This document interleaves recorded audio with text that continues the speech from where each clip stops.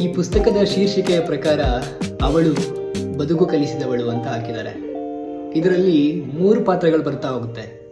ಮೊದಲನೆಯದಾಗಿ ತಾನು ಪ್ರೀತಿಸಿದ ಹುಡುಗಿ, ಆಮೇಲೆ ಸಿಗುವಂಥ 2ನೇ ಪಾತ್ರ ಮಂಗಳಮುಖಿ, 3ನೇದಾಗಿ ಸಿಗುವಂಥ ಪಾತ್ರ ನವ್ಯ.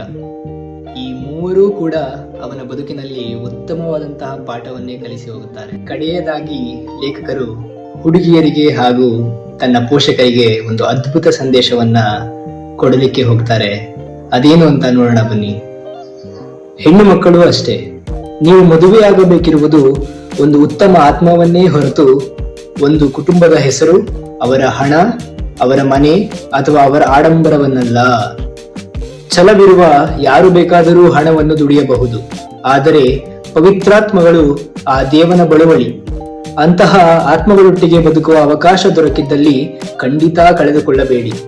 ಅಂತಹವರಿಗಾಗಿ ಏನನ್ನೂ ಬೇಕಾದರೂ ತ್ಯಾಗ ಮಾಡಿ, ಅವರನ್ನು ಮಾತ್ರ ಇನ್ಯಾವುದಕ್ಕೂ ತ್ಯಾಗ ಮಾಡದಿರಿ.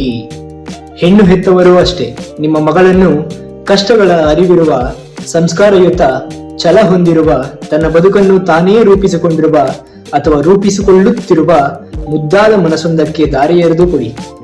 ಆಗ ನೋಡಿ, ನಿಮ್ಮ ಮಗಳ ಜೊತೆ ಇನ್ನಷ್ಟು ಬದುಕುಗಳು ಹಸನಾಗಿರುತ್ತವೆ.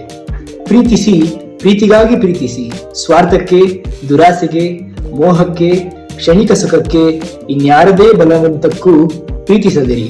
ಹಾಗೆ ಪ್ರೀತಿಸಿದರೆ ಪ್ರೀತಿಯನ್ನು ಹಾಳುಗೆಡವಿದಂತೆ ಅಂತ ಲೇಖಕರು ಕಡೆಯ ಸಂದೇಶವನ್ನ ಕೊಡ್ತಾರೆ.